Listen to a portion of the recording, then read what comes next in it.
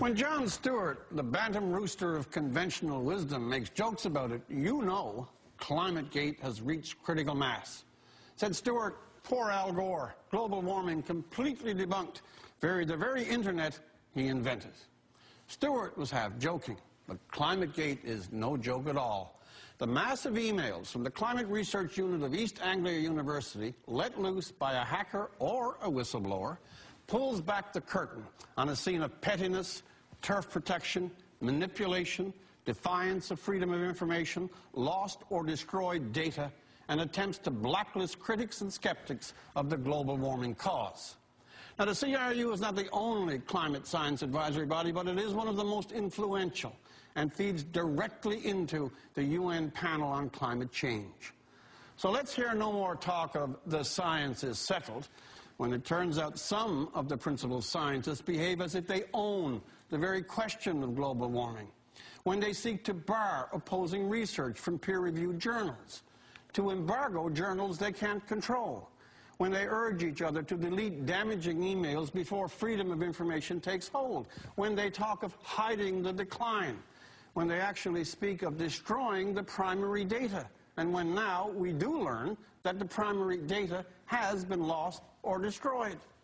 They've lost the raw data on which all the models, all the computer-generated forecasts, the graphs and projections are based.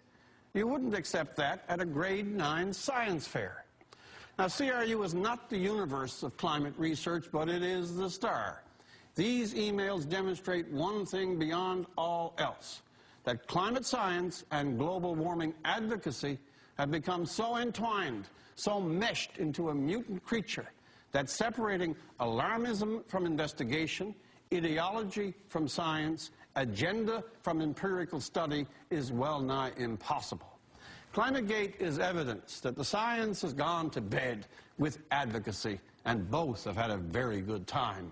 That the neutrality, openness, and absolute disinterest that is the hallmark of all honest scientific endeavor has been abandoned to an atmosphere and a dynamic not superior to the partisan caterwauls of a sub-average question period. Climate science has been shown to be, in part, a sub-branch of climate politics. It is a situation intolerable even to serious minds who are on side with global warming, such as Clive Crook, who wrote in Atlantic magazine about this scandal as follows: "The stink of intellectual corruption is overpowering." Climate science needs its own reset button, and Climategate should be seen not primarily as a setback, but as an opportunity to cleanse scientific method, to take science away from politics, good causes, and alarmists, and vest climate science in bodies of guaranteed neutrality, openness, real and vigorous debate, and away from the lobbyists, the NGOs, the advocates, the Gores, and professional environmentalists of all kind.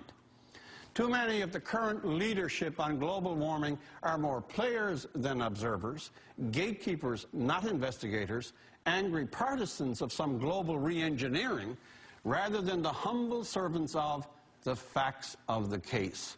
Read the emails. You'll never think of climate science quite the same way again. For The National, I'm Rex Murphy. Coming up on The National.